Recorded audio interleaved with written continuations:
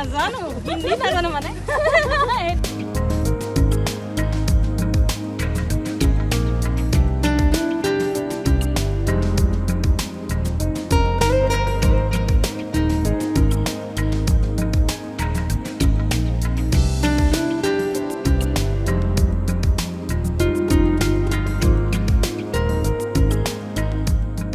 প্ৰধানমন্ত্ৰী যিহেতু গোগামুখলৈ আহিব, মই প্ৰধানমন্ত্ৰীক স্বাগতম জনাইছোঁ ধেমাজিবাসী হৈ।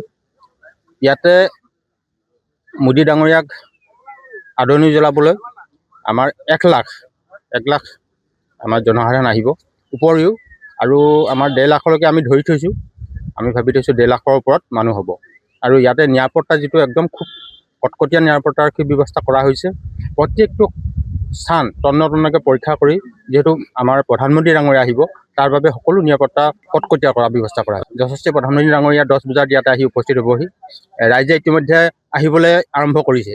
বিধানসভা নিৰ্বাচনৰ প্ৰচাৰৰ কাৰণে আজি এখন বিশাল জনসভা হ'ব। সভাখনত আমাৰ নাওবৈচা, লখিমপুৰ, ঢকুৱাখানা, ধেমাজি, চিচিবগা আৰু জোনাই এইকেইটা বিধানসভা সমষ্টিৰ কাৰণে এটা নিৰ্বাচন প্ৰচাৰ সভাত অংশগ্ৰহণ কৰিব, ৰাইজক সম্বোধন কৰিব। আমাৰ প্ৰবাসী প্ৰভাৰী যিসকল আমাৰ প্ৰত্যেকটো সমষ্টিৰ কাৰণে যিসকল প্ৰবাসী প্ৰভাৰী পঠাইছিলে, যে ছত্তীশগড় MP, মধ্যপ্ৰদেশৰ MP, তেওঁলোকৰ লগত সংগ দিব।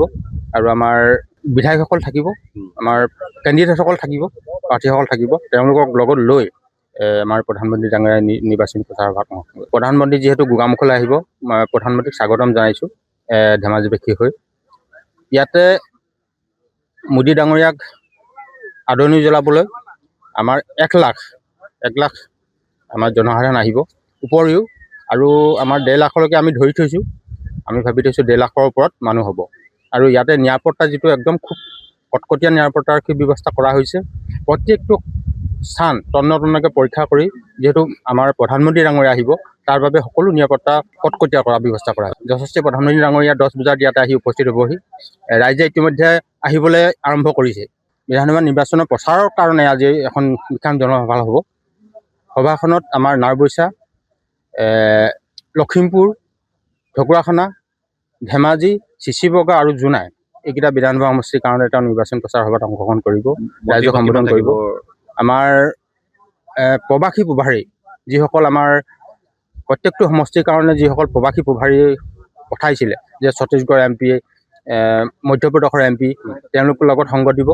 আৰু আমাৰ বিধায়কসকল থাকিব, আমাৰ কেণ্ডিডেটসকল থাকিব, প্ৰাৰ্থীসকল থাকিব। তেওঁলোকক লগত লৈ আমাৰ প্ৰধানমন্ত্ৰী ডাঙৰীয়াই নিৰ্বাচনী প্ৰচাৰ সভাত অংশগ্ৰহণ কৰিব।